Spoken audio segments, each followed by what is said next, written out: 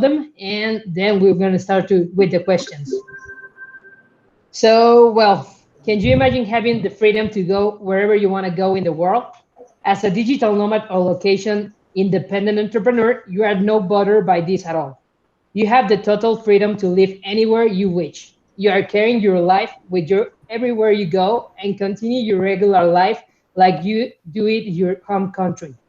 You can work on the go, live on the go, and connect on the go. Freedom like this is really great. Hi, everybody. Welcome to the Remote Entrepreneur Panel. My name is Mariana Pineda. I represent Mendel, a Y Combinator fintech company leading the commercial area. And now I'm going to introduce the panelists. I'm going to start with Chris Reynolds.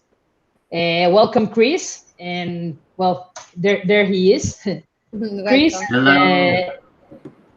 Chris Welcome. Reynolds has an MBA.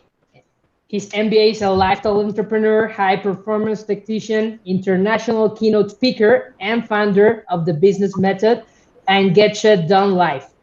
Chris businesses and events help entrepreneurs optimize their productivity to reach peak performance consistently and scale their businesses rapidly using research driven techniques. Chris has been a location independent entrepreneur for 9 years, living in multiple countries and traveling the world during that time. He has created 10 business accelerators in Spain, Brazil, and Thailand, while interviewing over 400 successful entrepreneurs and high performers on his podcast, including people like Laird Hamilton, Stephen Kotler, Jim Rogers, John Lee Dumas, and many more. Chris was an official juror of the Global Startup Awards in 2019, and currently he focuses on helping entrepreneurs get to the top of their game in businesses and life through consulting, masterminds, online courses, and live events. Well, once again, welcome, Chris. And now I'm going to introduce Ana Liz Pardo. Welcome, Ana. Welcome Welcome, to the Mariana. panel. Well, Annalise Pardo, after 15 years of working at global companies, leading the digital transformation of retail, media, and beauty industries in Latin America, Anna decided to leave her role as a chief digital officer for L'Oreal Latam to disrupt an industry that's still pretty much offline, the events industry. She is CEO and co-founder at Kibu, a B2B market network that connects corporate clients with event planners and agency that creates incredible experiences to digital and physical events. She is from Mexico City, and 1 year ago, Anna and her boyfriend sold everything to start their digital nomad journey, moving to Los Cabos, carrying only her two dogs and backpacks. They are heading to Chile, and the next few weeks and the next destination, nobody knows. Welcome, Anna. And now we have to gonna give the welcome to Steven Van der Peer. Sorry for if I am pronouncing no, the pronunciation is not correct, but welcome, Steven.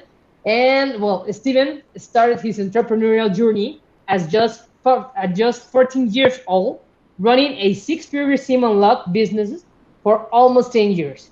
While running this business, he started traveling the world at 23 years old when he started his master study in Australia and never stopped traveling after.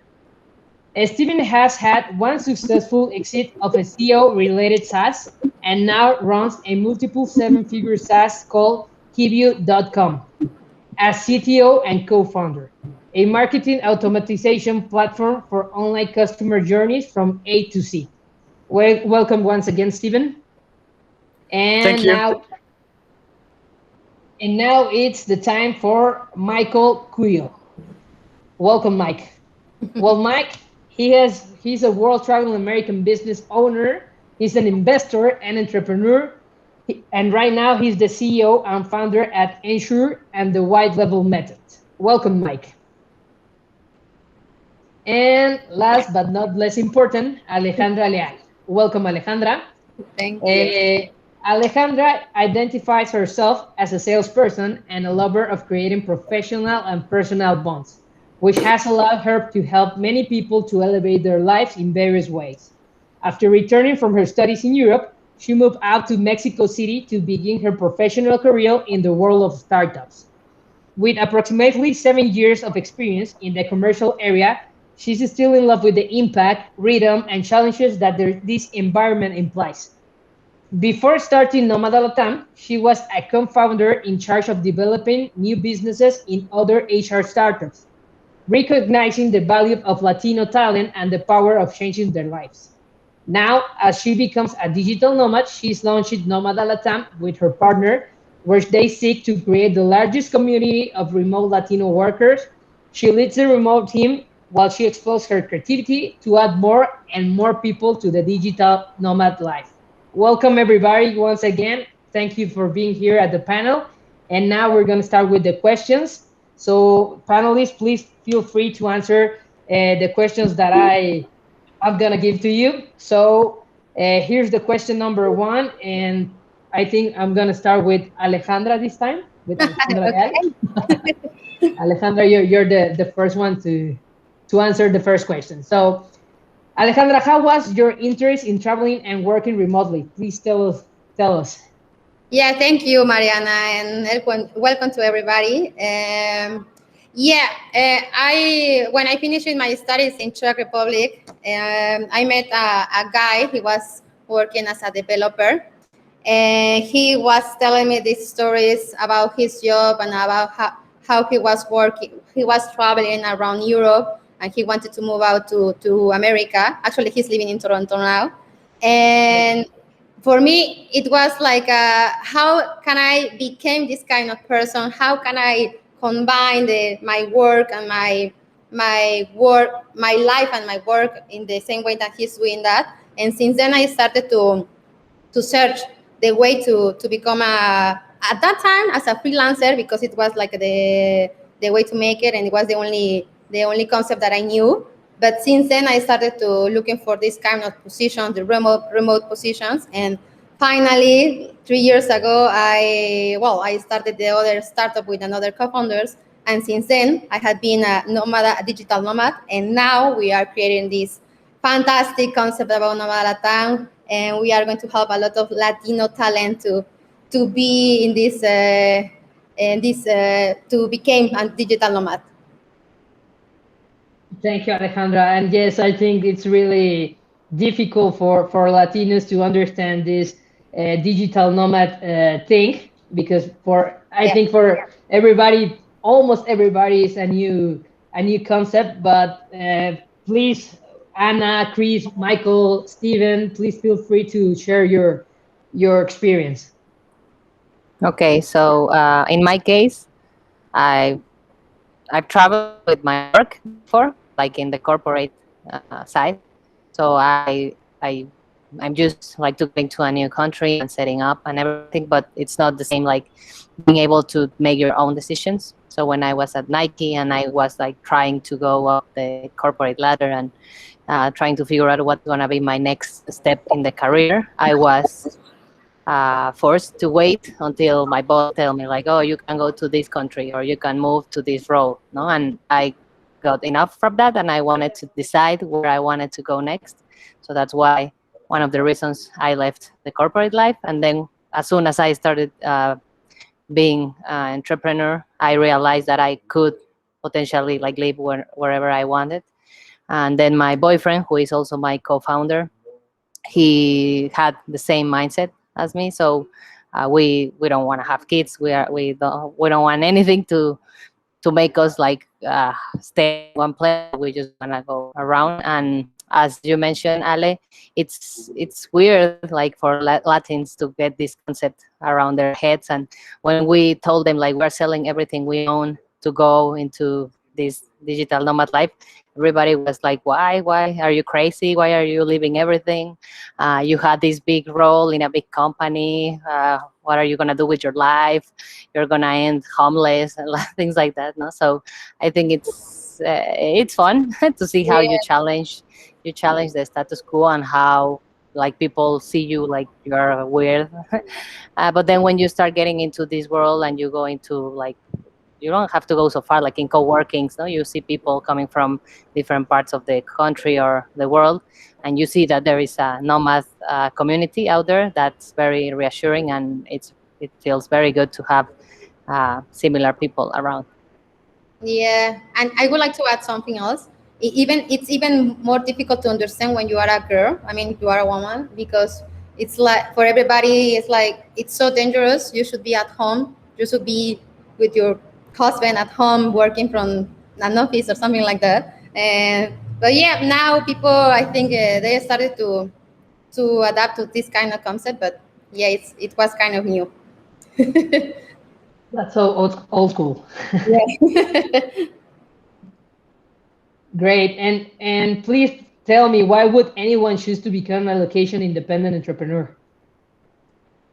I would wonder why anybody would not want to be a location independent entrepreneur with as much freedom as you get and the ability to control your own life and schedule. Like, I don't understand why somebody would want to be in a cubicle in a little town or their little city. But, I have a similar story. Like, I read the 4 Hour Work Week.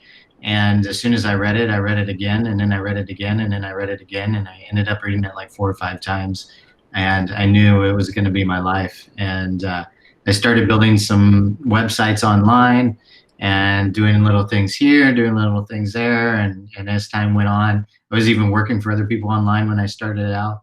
And eventually I started to build a business around that, and a scalable business model. And I think it was one of the best decisions I've ever made in my life. That's great, Chris. Thank you for sharing. We have a question from the audience. Ernesto Meneses, please feel free to share your question. What? Sorry, it was a mistake. And Okay. I put the hand. Don't worry, don't worry. Well, let's continue. I- Let's continue with the panel. And well, Mike, you're the one that hasn't talked. Please tell us, how long have you been working remotely? I have been working from home for about 8 years, and I worked for somebody else until I was about 25. And during that time, I moved into what I would consider like my dream apartment. I had my dream car, and I got kind of everything materialistically that I wanted at a very young age. Working for someone else, making good money, but I furnished it all. I had it all ready to go. Everything was set up, and I was just miserable. And I started watching YouTube videos of people that traveled the world and didn't have to, be in one place. And I just got addicted to those videos. So I just couldn't stop watching those videos and thinking, I need to figure out a way to do that. And so for me, I remember the day I sold all my stuff that was sitting in storage for a couple of years after I had started traveling. And I left the US and started traveling remotely, I think around like 26. So maybe 4 years ago, 5 years ago. And how freeing it was to just sell everything that was sitting in storage after a year of it sitting there, and just accepting that I was just going to be living out of 2 suitcases for the foreseeable future. There's a feeling that not many people can understand by doing that. And it's that feeling of total freedom to be able to, if you're bored one day and you don't like it, you pack up your things and you go, and you don't have to worry about anything. So I love this life. I think I live more of a hybrid now of living and traveling, but it's in one place and traveling still half the year.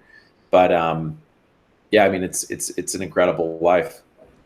Don't think twice. What about you, Steven? Well, I kind of got started because I decided to go to study abroad, and just being there and getting the lifestyle. I had my business running from a very young age, and that kind of continued during my university days in Australia. And when I got back, I just did my very, very, very best to convince as many friends as I knew to actually go and travel with me and see the world a little bit. And that was actually way harder than it should be. And so I finally convinced one of my best mates to do so. And we actually traveled around Latin America for the very first time. We didn't speak any Spanish or whatever. We tried like this audio courses. Wasn't that successful. But just the experience of that while still running my business, like almost literally doing the 4-hour work week then. was just kind of mind blowing. And at that moment, I just kind of thought, how can I be the only person smart enough to do this? And I'm like, I'm not that smart, so there must be a lot of other people doing this. And then I kind of started looking out for other people doing the same. And that's actually when I met Chris around that time as well. And yeah, I just never stopped traveling. I like Chris said in the beginning, I think this lifestyle is like, why wouldn't you choose it? The amount of freedom. If you don't like your house, you move to another house. If you don't like the country, you move to another country. If you don't like the continent, go to another continent. So yeah, I absolutely love that. It sounds easy. So what kind of adjustments did you have to make to switch from home to home office? I don't know, Anna, please tell us your experience. Well, actually, I was already like doing home office for a while before, like on one of my first jobs, and Before the then pandemic. before the pandemic, yeah, we were already doing that because when we decided to launch our startup, it was only the two of us, so we didn't have an office or things like that, and the team started growing slowly, so everybody was at home, so that was okay. But I think the most radical change was selling everything and just like you said, Michael, is like leaving everything back, selling everything and getting rid of those things that hold you back, because that's actually one of our concerns. No, like, are we gonna sell all our furniture? No, and then what's gonna happen? And then if we want to come back, are we gonna buy more or no? So everything that happened like in 1 week when we decided to just do it, and then so 1 month after we had already like moved into Los Cabos, or was our first destination. And yeah, now we're heading into Chile, but since April we've been stuck in Mexico City because of the pandemic. So we're just waiting for the borders to open so we can move. That's great. What about you, Mike? What was the question? I want to make sure I'm answering it right. It's okay. I mean, what kind of adjustments did you have to make to switch from office to home office? Sure. From a business standpoint, obviously I had to focus on hiring remote employees, and my company is tech, basically healthcare technology. So I had to create a sales team remotely, which was a pretty difficult challenge because a lot of our sales are cold calling, and it's very hard to keep people motivated from their homes making cold calls. Because if they make 100 cold calls, 99 people might hang up on you, and you get that one person to take an appointment. So it was a lot of trial and error to get the business operating, to the point where I didn't have to be involved anymore. But it was possible. It just took some out of the box thinking. So the business, and also little things that you don't think about that people don't talk about, like lock boxes, for example. Having, if you're leaving the country and you're not going to be there for a while, having a place that automatically scans your mail, deposits checks coming in from customers. So there were a lot of different things I had to change from a business standpoint to make it work, so that it looks like you're in the US or wherever your customers are based, but really, you're in Colombia or you're in Russia or you're wherever else. So that was the change from a business standpoint, but personally, that was just an easy decision. I mean, that was, what we're all talking about, selling everything, and just kind of dealing with people, being a little skeptical and worried for you and kind of shocked every time you talk to somebody that you love in the new place that you're at. But yeah, I hope that answers the question. All right. Great. Wait a second. We have a question from Ernesto.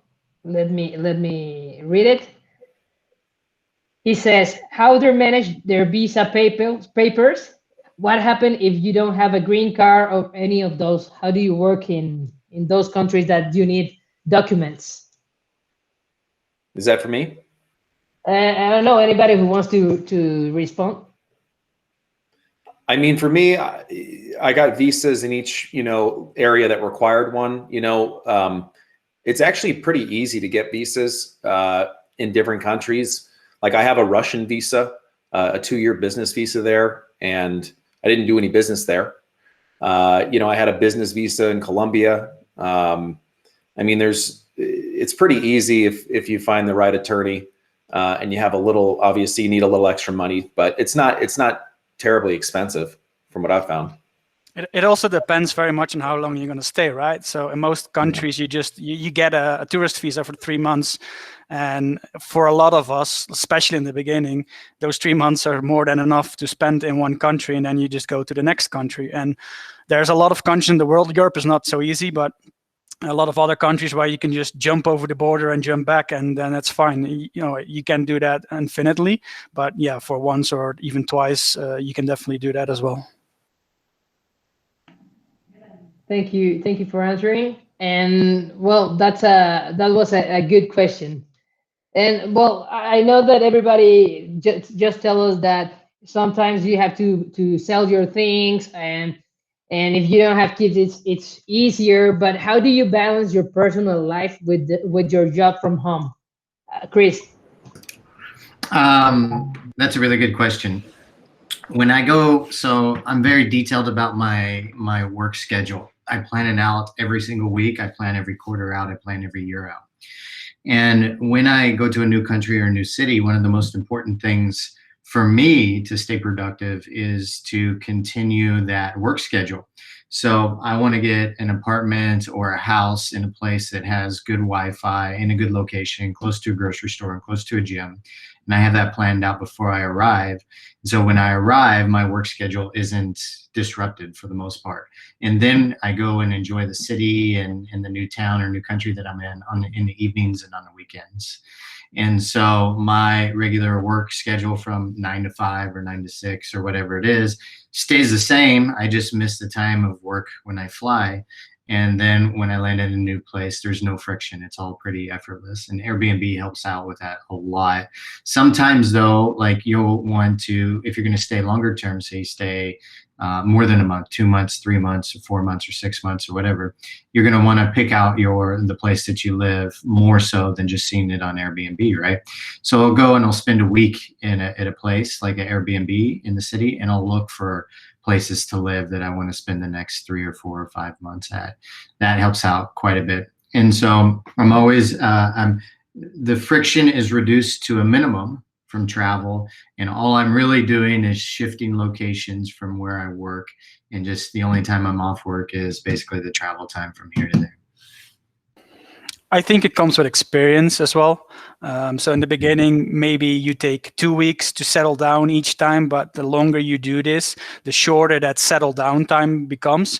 And I think community is extremely important. There's a lot of different types of communities for digital nomads, location independent entrepreneurs and stuff. So you can ask your friends, right? Like, oh, you've been there. What part of town should I get to? Where is the best gym to go to? What's the best app for a lot of us to get our groceries, stuff like that. And if you already know this in advance, then settling in is really easy. And to that point, the community of digital nomads are usually extremely nice people. Yeah. And usually very, very willing to share information. So even if you're just thinking about getting started and you're like, well, I don't have any friends that travel, that's completely fine, because every single time I go somewhere, I'll DM, or I'll post on Instagram, or hey, I'm going to be here, or I'll be talking about it with a friend. And the way the world works is somebody knows somebody usually that's in that area, even if it's twice or 3 times removed. But the way digital nomads are, because we're used to traveling and dealing with different cultures and kind of having to survive, in unfamiliar areas, I think we're just a bit more open-minded, a bit more willing to help. So don't be shy to reach out and ask people for, with questions, because all the digital nomads I've met, for the most part, have been very, very kind people. Yeah.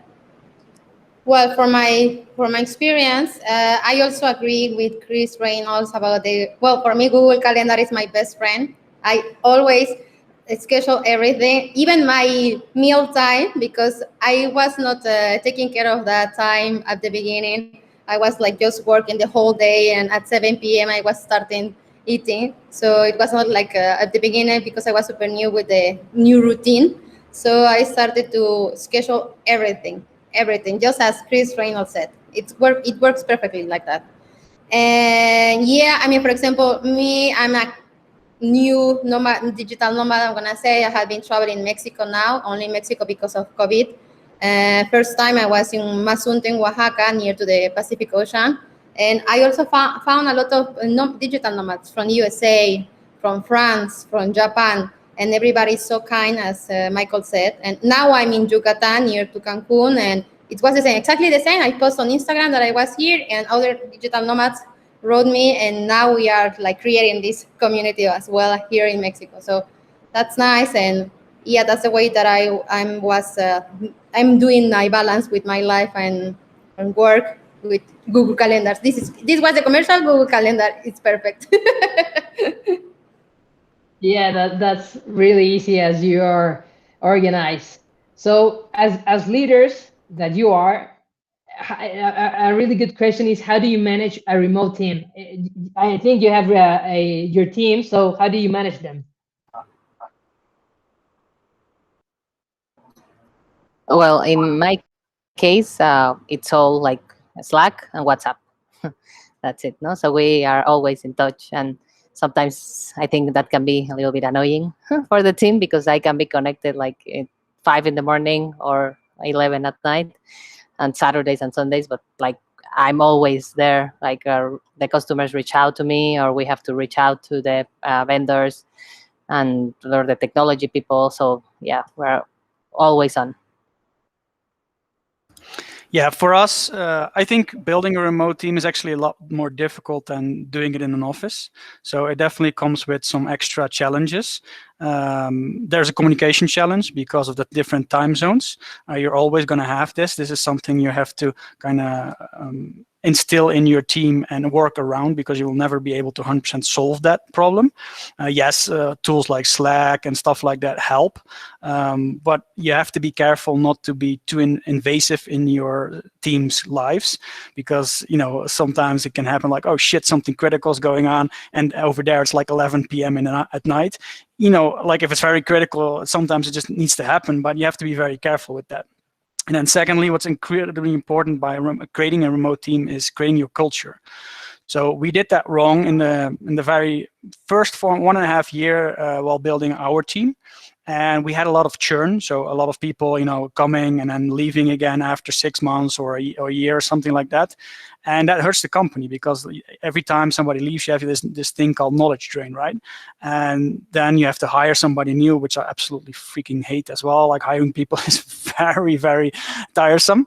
And then you have to have this whole process again of them starting to get to know the company, get to know the product and everything like that. And that's like 1 to 2, even till 3 months of basically time where that particular person is not very efficient in their job. So that costs the company a lot of money as well. So what we've at some point kind of realized is that like we need a culture that everybody really loves, that they go to their job, waking up and walking to your computer with happiness, right? And so what we kind of decided is to do regular calls about the culture itself, which was really helpful, and set out basically some guidelines. So we have something called ethics, so abundance, family, freedom, and X is basically you, and then I was impact. So that's basically our pillars for our company, so the values of our company. And when we hire, we make them read this, and we make them respond to this, and kind of go into that deeper than they want to, to kind of force them to really think about that. And if there's a mismatch there, then we say like, well, we love you, we love your skills because you already passed all the tests and stuff. But if this is not if this doesn't resonate with you, you shouldn't be here. And we gotten more and more strict about that. And while we've been doing that, people are just responding to that really nicely, and they become more passionate about the company itself, and they stick around so much longer. And they give more as well. Like they come online by themselves at 11 p.m. if something is wrong to fix it. And that just makes a shit ton of difference for our company, at least. And talking about challenges, what kind of challenges do you find, have you found with cultural differences in your remote team? Mike, I think you were going to speak. Cultural differences, I can't speak too much to because most of my staff is US and Canada, but I can speak to the management aspect. I have my software pretty much hold everybody accountable. So our CRM sends out like a twice a day report because I might be in Europe or I might be in Russia or I might be somewhere where the time zone's so different that it would be really hard to be checking in with them during normal business hours to make sure they're getting their work done.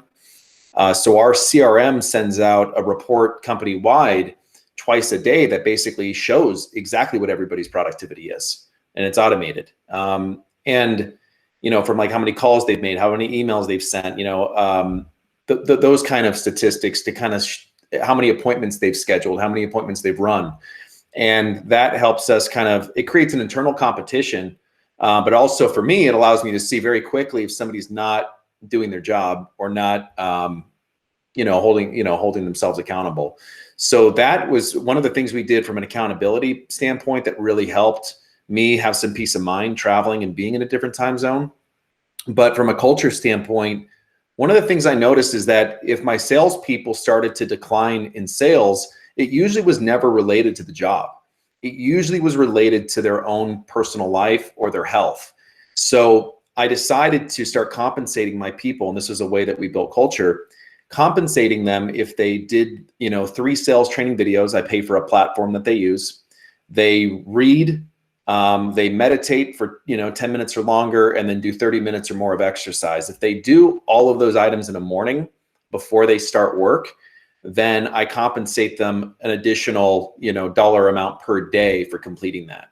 And what we've seen is that by everyone doing the same sales trainings every morning, by people being incentivized as a team to meditate, work out, do these different things, it really I'm of the belief I'd much rather have people work less hours and be productive during those hours than work long hours and be lethargic and be tired and not kind of giving their best effort.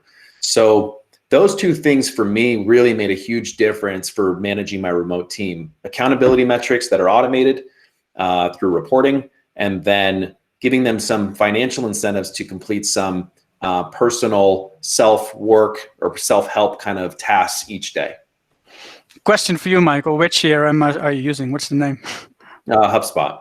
Okay, you're using HubSpot. Okay, cool. Yeah, we incentivize as well, going for the gym and stuff like that. I think that's a really valuable tool. And actually, we do have a lot of cultural differences. So we are a team of about 25 people right now, and I think we represent more than 14 countries in our team. So we are very, very spread out.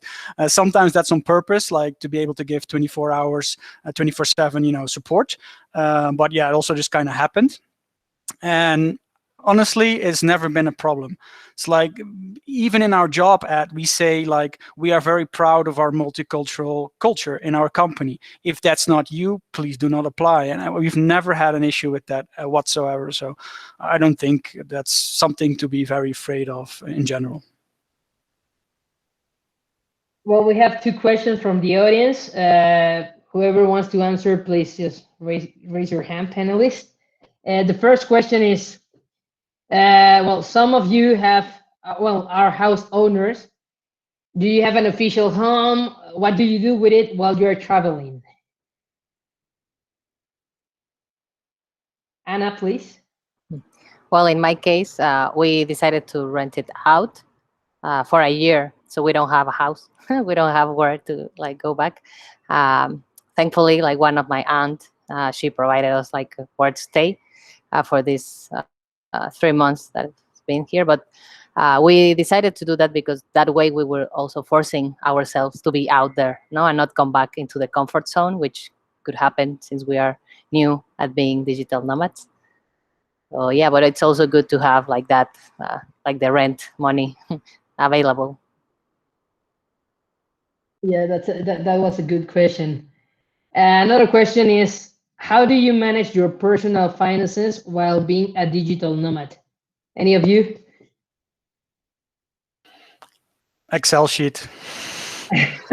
Yeah, honestly, I use an Excel sheet, nothing more, nothing less. I do track it, and there's some apps that make it useful. Like I use Revolut quite a bit, for example. So that helps it because it gives you out the reports and stuff like that. But it's a good question because it's necessary. You should really do that. And even on top of that, you will find out that it's not that expensive because a lot of people, like when I just started it like a very long time ago, people are asking me like, "Oh, damn, you must be rich. It costs so much, like flying all the way." Like, yeah, flying is not cheap, but that's your main expense. And yeah, you have some Airbnbs, but Airbnbs don't have to be expensive. Yes, they can be expensive, but they don't have to be expensive. Especially in the beginning, my Airbnbs were a lot simpler than what I do now, obviously. And it's in general, I think living as a digital nomad, you're cheaper than when you actually have your normal life with your car outside. You have to pay that, your house payments and everything else. And you can use geo arbitrage, right? So you go to countries where the currency in which you earn in is worth more. And that's also a huge advantage for being a digital nomad. It becomes very easy to earn in dollars or euros. And then you can go to countries like, Mexico even itself. Like if you earn in dollars and you live in Mexico, you live very well. And you can do that in all of Latin America. You can do that all in Asia. Bali is a very popular place, Vietnam, and all those kinds of countries. A lot of people even think like, oh, Europe is really expensive. Yes, there's definitely very expensive countries like the Netherlands. Germany's not cheap, like Sweden, Norway are extremely expensive. But if you go down south, like in smaller urban cities of Italy or even Spain, it's not that expensive. And so I think, managing finance is extremely important, and it's not as expensive as you might think it would be. Thank you, Steven. And thank you for your questions. If you have any more questions, we're gonna leave 5 minutes at the end of the panel, so we can continue with the questions. And let's go back with them. So another question was, how do you measure your remote team performance? I think you were talking about a little bit before, but Chris, please tell us how do you do it? I'm not the best person to answer this question because I keep my employees and people I work with are very, very few, and usually hire companies to outsource projects to companies to do the work that I need. So Mike or Anna or Steven may be better to answer that question. Please, any of you go ahead.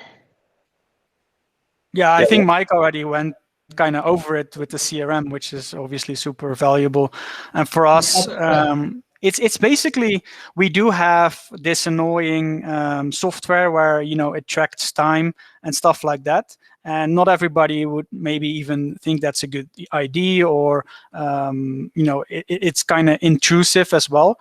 We don't really use it to spy on people, like there's nobody in our company actually looking at those logs or anything, but it helps us plan better. So we can see how much hours somebody works on a particular task.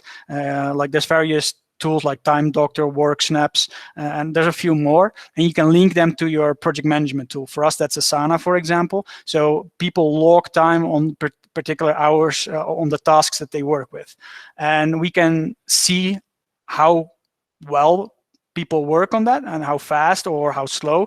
And what we do with that is basically we do that to improve our planning. So it's not to punish you if you are very slow on a particular task. It's more for our size, like, oh, okay, so I thought this task was going to take 4 hours or 5 hours, but this person took 23 hours. Like, obviously, I or whoever is the manager in that case made a mistake in planning it. Most likely, of course, if that happens too much, you might look a little bit deeper and say like, oh, well, I think this person might just not be the right person. But in general, the first mistake is always with the manager, bad planning, and then if it happens too much, if there is like a regular thing, then you go and look, okay, maybe this is not the right person to have in our company.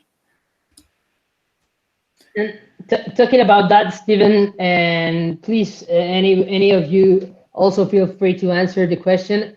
talking about hiring people, how do you hire the right people? I mean, you were talking a little bit about it before, but how do you do it?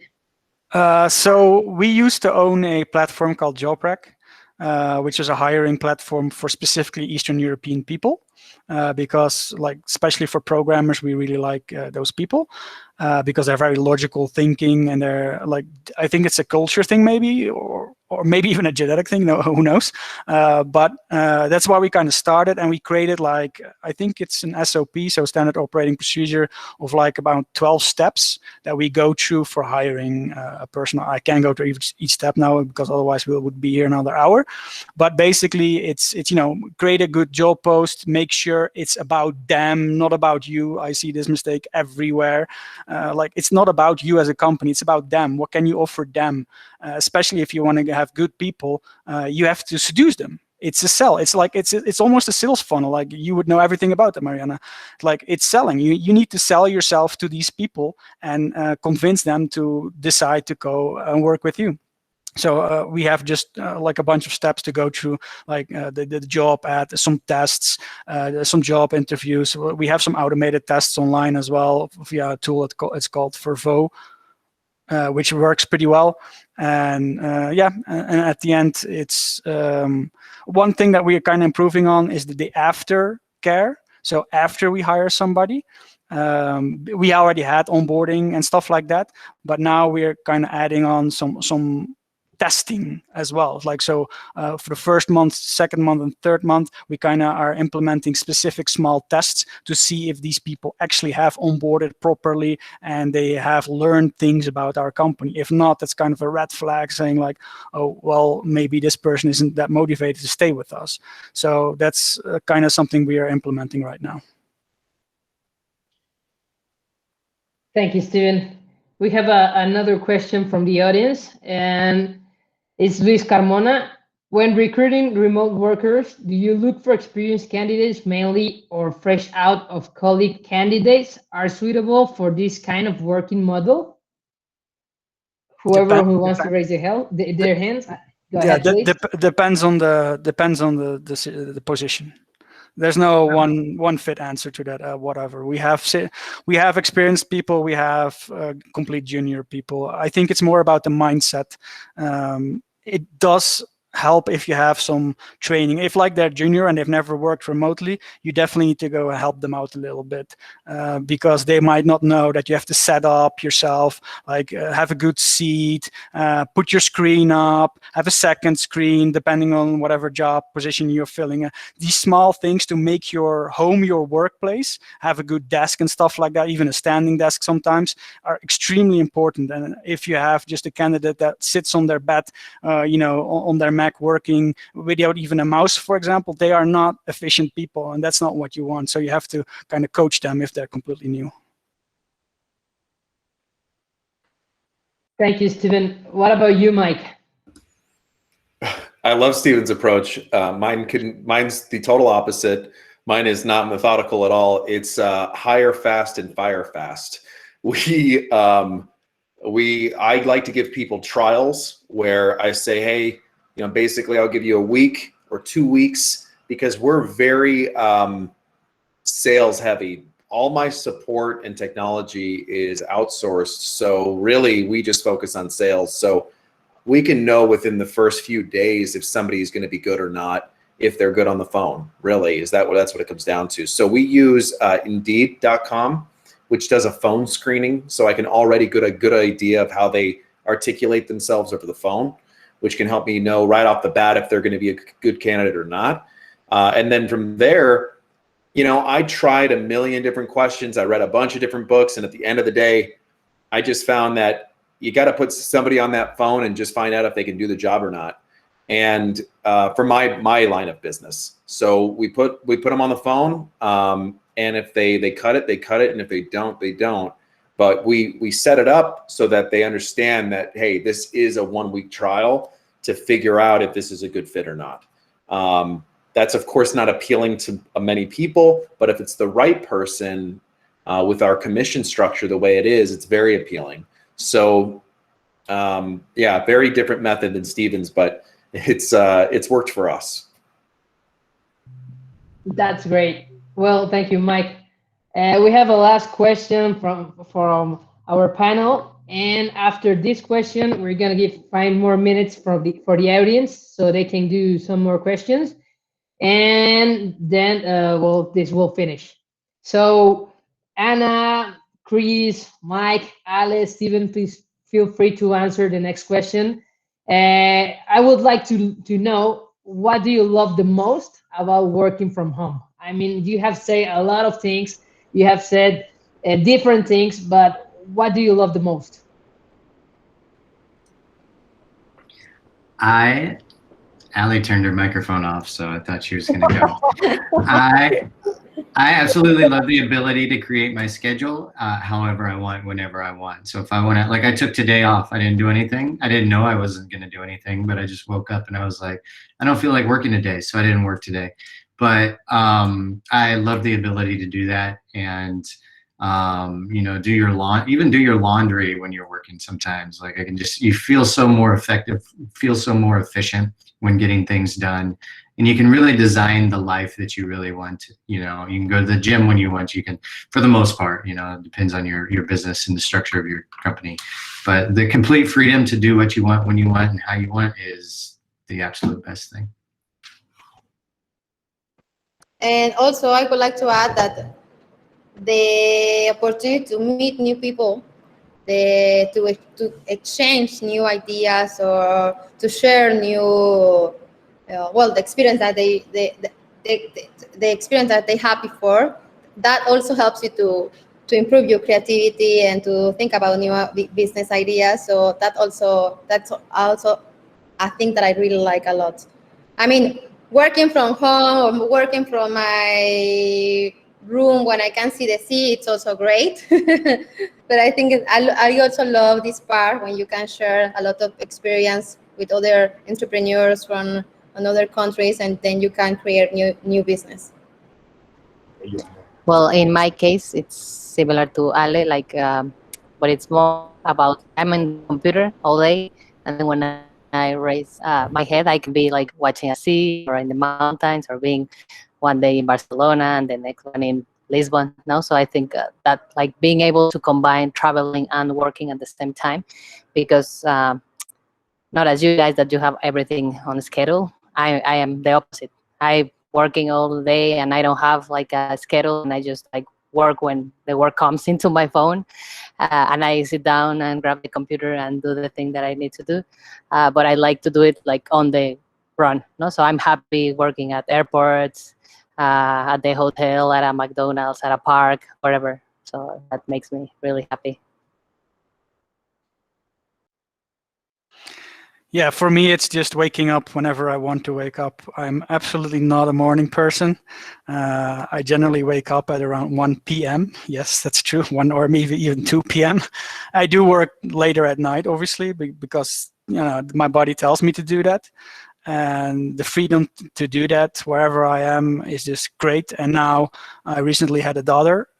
She's 5 months old, and just whenever I want, I can go and get a cuddle from her, and that's also an incredible freedom to have because of being a remote entrepreneur.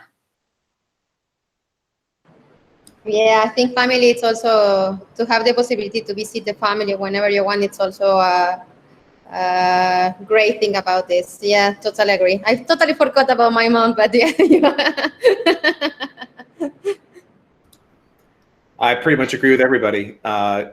Chris, you made me laugh because I had one of those days yesterday. I didn't know it was going to be a nothing day, and that's exactly what it was. And it was everything I thought it could be. It was great. It's one of the biggest blessings you could ever have, to be able to live wherever you want, travel wherever you want, work whenever you want, do whatever you want. I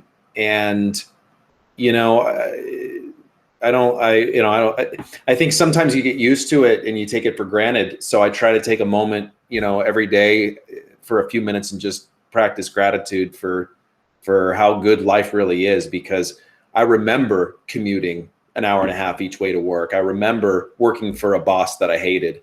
I remember being stressed out with high quotas and and, you know, having to meet deadlines. And I absolutely hated it. And the thing I think I love the most, other than everything we just, you know, said, traveling and family and all that, I can really adapt to my personality and to my working style. And the way I work is I'm a sprinter. I can work my ass off for 3 months, 4 months, totally burn myself out. And then I turn my brain off for 2 months and travel and just enjoy life. And then I'll go back to sprint again. That's the way I found that I work best. And there's no way I could ever get away with that in a working for someone else. You know, that's not the way it works. You have to kind of run the marathon. But that's just the way I'm not wired that way. So having my own business and working remote allows me to be who I really am, I guess you could say. Well, guys, thank you so much for sharing your experiences. I think everybody loved the nothing days. Thank you, Chris, for sharing that for us. And well, I don't know if anybody from the audience have a question to do for the panelists. Please raise your hand and feel free to ask them. We have 5 more minutes to share some questions. Gabriela, please go ahead. I am the first one to raise my hand. I did it that quickly. So if you, this is for all of you, if you were to give an advice to someone who is planning to start running a business remotely from zero to hero, what would you say? Do you have a business already, Gabriela? I do have one, but I'm planning to, you know, leave my work and start full living about it. And I was planning on doing it remotely, but not sure how to start. Do you have savings? Yes. Okay. Well, I would make a map of how long your savings can last you, and then make a plan on how you're going to make money with your new business idea. And then also a couple things that are important to consider. One, what's more important, building the business and getting the business to the point where it makes you money so you can travel and not worry about money, or two, to travel for a little bit while building that business.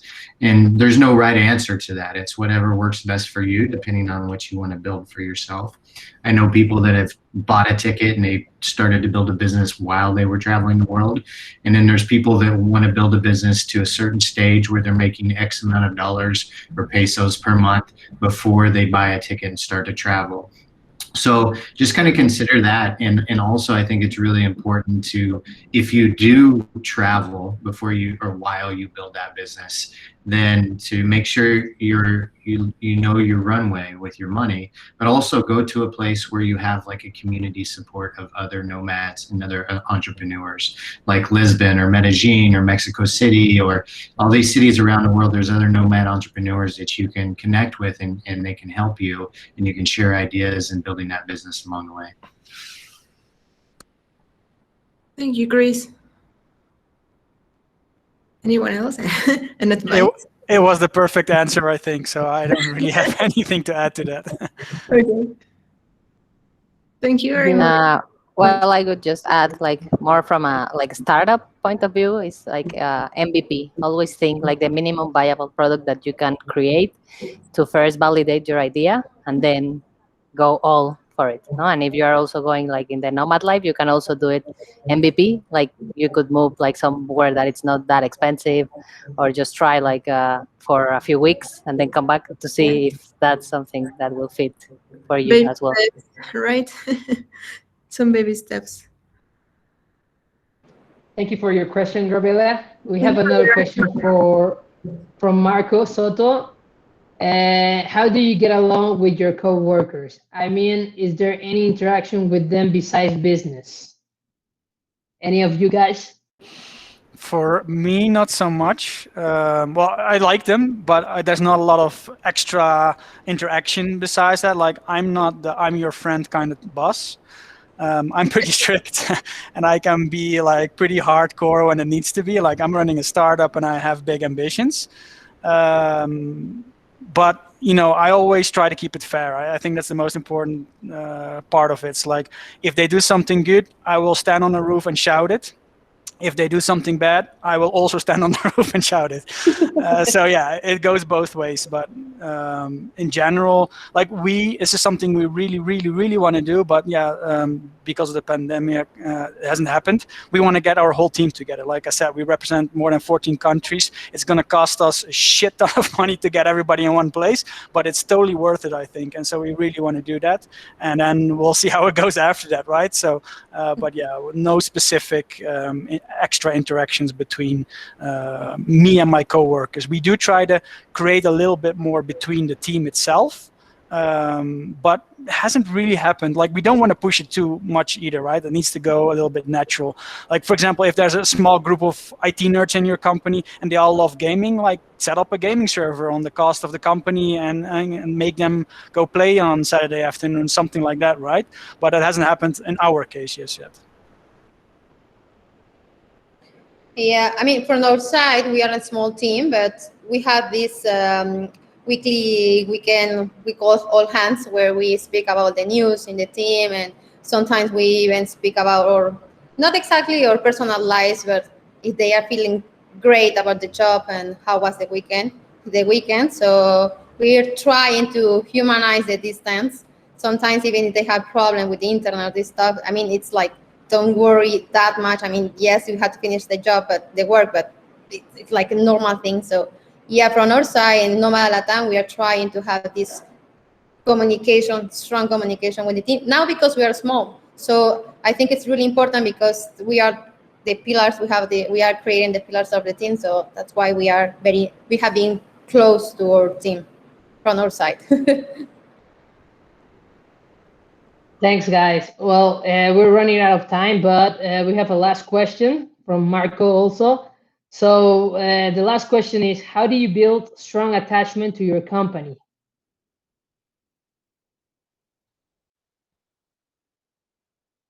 Culture. Yeah, culture, and paying, I mean, for me, it's like treating people well, actually caring about them, and offering good compensation structures. If they can make good money, work from home, and they think you care about them, and hopefully you do, then I don't know why I worded it that way, but as long as you care about them and they make good money and they have freedom, Yeah. why would they ever leave? Yeah. I think the make good money part is actually really important. It can still be cheap for you as a company. So you need to make sure they make good money at where they live.